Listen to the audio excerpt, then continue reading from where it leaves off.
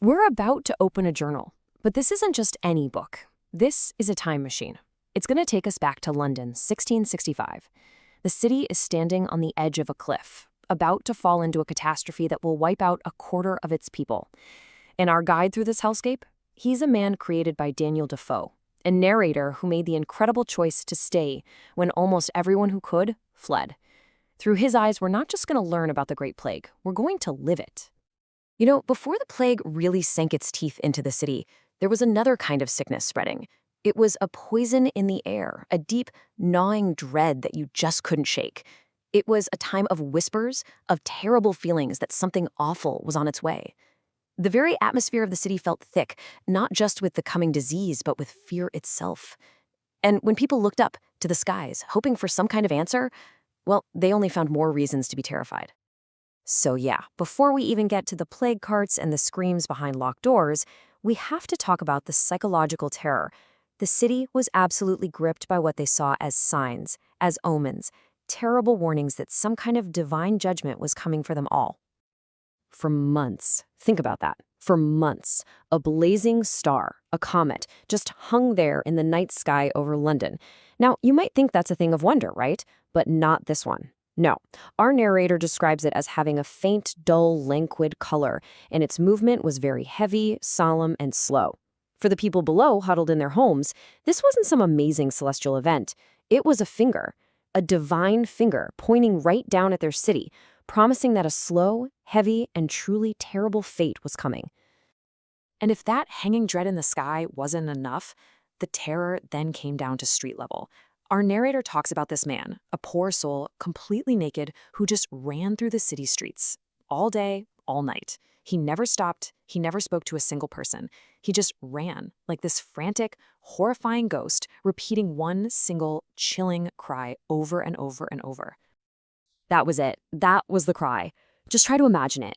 The streets are already eerily quiet, hushed with fear. And the only thing breaking the silence is this desperate, looping scream. Oh, the great and the dreadful God. It didn't sound like a prayer. It sounded like a verdict, a prophecy of the wrath that was about to be unleashed on every single one of them. And then the sickness really began to spread. The city's response was swift, it was logical, and it was absolutely brutal. They put a policy into place that turned every single infected house into a living tomb, amplifying the terror for everyone trapped inside.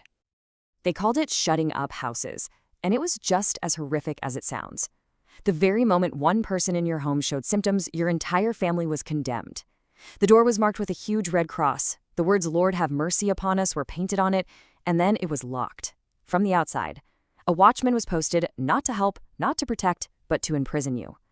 It meant the healthy were trapped with the sick. It was a death sentence for everyone. A policy that forced families to die together in the dark behind their own front door.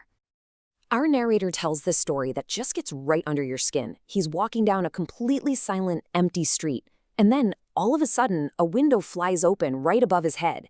He hears a woman let out 3 of the most terrible screeches you can imagine, followed by that one, final, despairing cry. He never even sees her. No one else comes to their windows. There's just that sound, echoing in the street, the private, unimaginable agony of a family being eaten alive by the plague behind a door they can't open. So from the private terror of the home, we now have to descend into the greatest public horror of the plague. The sheer number of dead just completely overwhelmed everything, all custom, all dignity, all ceremony. And our narrator, against the very stern advice of a sexton, feels this morbid pull. He has to go see the final destination for thousands and thousands of London's dead. You have to try and wrap your head around this number, 8,000. That's how many deaths could be reported in a single week when the plague was at its worst. 8,000 people. The churchyards were full. Individual graves? That was an impossible luxury. The city had to create something new, something vast, something truly awful to contain its dead. They dug the Great Pit. So our narrator is standing there, at the edge of this massive hole in the ground, in the middle of the night, and he watches the dead cart arrive.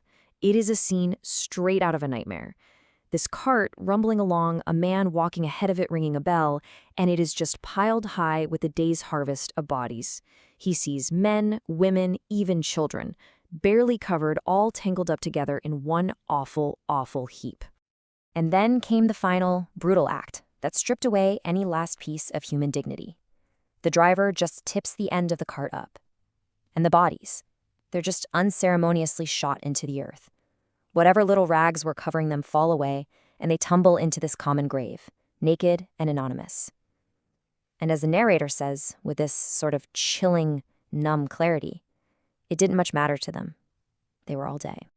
After witnessing something as completely soul-crushing as the pit, you'd think there was no humanity left to find. But our narrator then finds this unexpected story. On the quiet, desolate banks of the River Thames, he finds this poor waterman, and his quiet love offers this tiny but incredibly powerful glimmer in the dark. So this man, his wife and child are infected. They're shut up in the house, but he hasn't run away. He's living in his little boat on the river. And every single day, he follows this careful, heartbreaking ritual. He rows far away to buy food he knows isn't tainted. He comes back, he puts the supplies on a stone across the street, a safe distance away. Then he calls out to his family to come get it. And then he just goes back to his boat. His boat is his home, his workplace, his watchtower. It's a system born of nothing but love and a desperate need to protect them. The narrator he's so moved by this. He asks the waterman about his family, and the man just weeps. He admits he's terrified his child is going to die. But what he says next just astounds our narrator. He says, "But it is the Lord." There's no rage, no cursing his fate, just this profound, quiet resignation and faith. In a city that had become a living hell, it's this tiny moment of grace. As the plague finally, slowly, starts to burn itself out, it leaves behind a city that's hollow. It's transformed. The end of the sickness isn't some joyous party in the streets. It's this slow, dawning horror as people realize the true scale of the loss and this profound, heavy silence that now just hangs over everything. I mean, just look at the contrast. Before the plague, London was humming with life, with trade, with people. It was a city of sound and motion. But after, total desolation. Whole streets are completely empty. Doors are just hanging open on abandoned houses, windows shattering in the wind. That deep, profound silence is everywhere. The vibrant city is gone. In its place is a city of ghosts. And this might be the most chilling change of all. The plague didn't just kill people. It seems it killed compassion, too. Our narrator is brutally honest here. He says that in the face of such constant, personal danger, the instinct to just save yourself completely takes over. There was no room left to pity anyone else. Children ran from their parents, husbands from their wives. The basic bonds of society they dissolved. Survival became the only law. See, this journal is so much more than a history book. It's like a stress test for the human soul. And it leaves us wrestling with this really difficult question. When the absolute unimaginable happens, what parts of us just break? What parts of our humanity do we lose? But then, what parts do we fight like hell to keep?